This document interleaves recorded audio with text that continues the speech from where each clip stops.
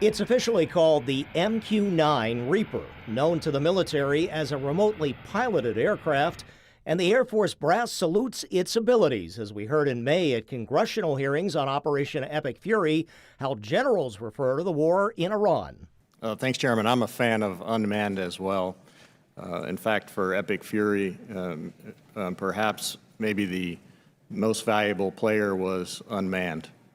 And this MQ-9, and so we've made many strikes. I don't want to say how many because the number's classified, but no other platform is even close to the MQ-9, which is an unmanned platform.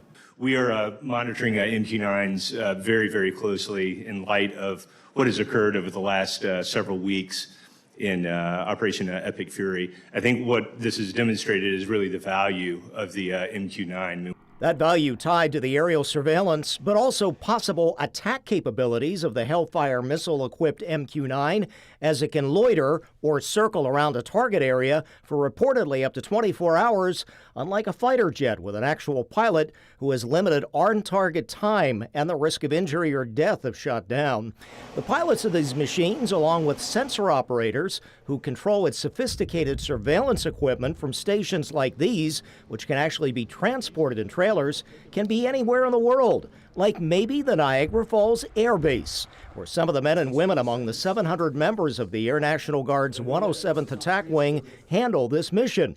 We met their new commander on Saturday and asked about the mission and sometimes long, intense hours controlling a flying machine perhaps 6,000 miles away in the case of Iran. I have a lot of pride in what they do. They're highly trained. They're extremely capable and confident in what they do. It's a very high-demand mission, but you might be working midnights to whatever. And then, yes, you might be home station, air quotes, but you get home just in time to see your wife or your husband and your children are going to school, and now you're just going to bed to try to catch up on sleep before you got to get back in the box. We can be anywhere, anytime, in a very short amount of time, able to apply effects, whatever set effects are requested. The 107th unit at the Airbase was assigned to fly the MQ-9 Reaper in 2014 with an understanding about the word drone. It's not a drone.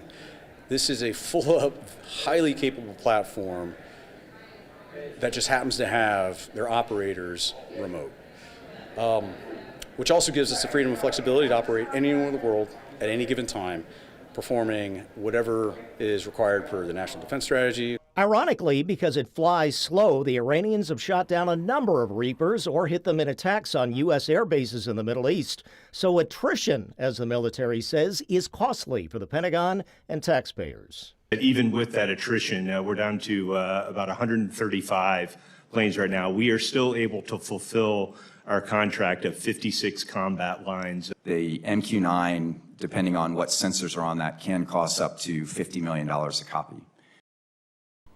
Now again, we don't know if any Air Guard members at the Niagara Falls Air Base have actually flown Reapers in the Iran war. Air and Space Forces magazine reports MQ-9s, which actually again fly out of bases overseas, are being flown to monitor the Strait of Hormuz and help protect with cover fire a downed U.S. air crew member who had his plane shot down several weeks ago in Iran, as you may recall. On your side, Ron Plants, Channel 2 News.